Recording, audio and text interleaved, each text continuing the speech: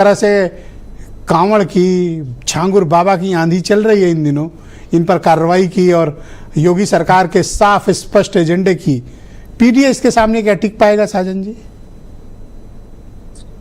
देखिए ब्रजेश जी, क्योंकि सावन का आज पहला सोमवार है तो आप सब लोगों को बधाई। और सारे भक्त कांवड़ लेकर के जा रहे हैं।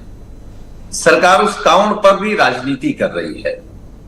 ये भारतीय जनता पार्टी एक ऐसी पार्टी है जिसने भगवान राम के नाम पर राजनीति की, कांवड़ के नाम पर राजनीति कर रहे हैं। लेकिन अगर इनसे सवाल पूछिए कि क्या भगवान राम के बताए रास्ते पर आप एक कदम चलते हैं, तो नहीं। इनको भगवान राम सिर्फ इसलिए चाहिए कि चुनाव में मुद्दा मिल जाए।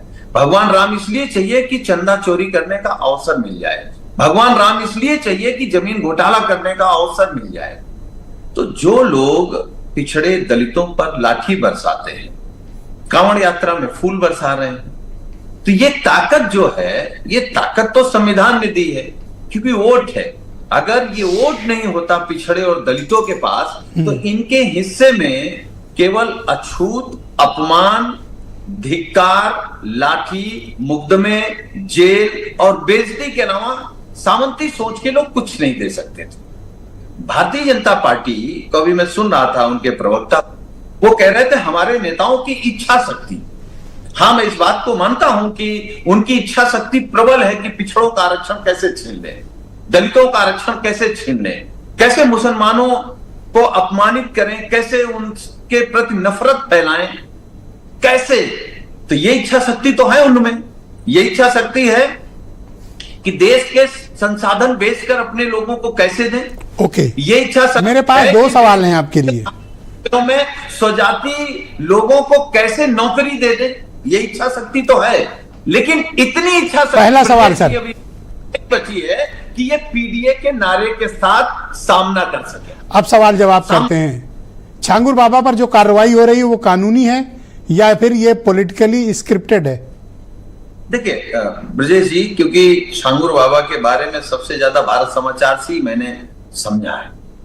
अगर इस तरीके कोई बात हो रही थी, सरकार कहां सो रही थी? क्या सरकार पर सवालिया निशान नहीं है? खुफिया तंत्र पर सवालिया निशान नहीं है?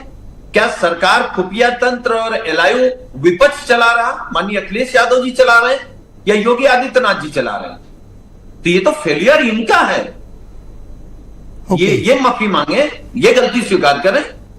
लेकिन एक बात मैं बड़े मन से आपके कार्यक्रम में कह सकता हूं। आपने शुरुआती दौर में कहा पीडीए का नारा लोकसभा में चला, अब चलेगा कि नहीं चलेगा। हम ये मानते हैं कि पीडीए का नारा जम्मू कश्मीर से कन्याकुमारी तक हम लोग नहीं चला पाए, इसलिए बीजेपी बैसाखी पर सरकार में है। लेकिन उत्तर प्रदेश के चुनाव में गाजियाबाद से गाजीपुर तक पीडीए चलेगा।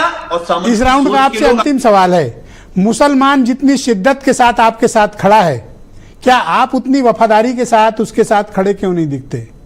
करेक्ट नहीं? ठीक है। देखिए, मैं आपके कार्यक्रम में बहुत ईमानदारी से कह सकता हूं कि 100% मुस्लिम भाई समाजवादी पार्टी के साथ खड़े हैं और 100% समाजवादी पार्टी उनके साथ खड़ी। थैंक यू सुनील साजन जी। अगले राउंड में आपसे मैं इसी विषय पर सवाल करूंगा। आपके मित्र सुरेंद्र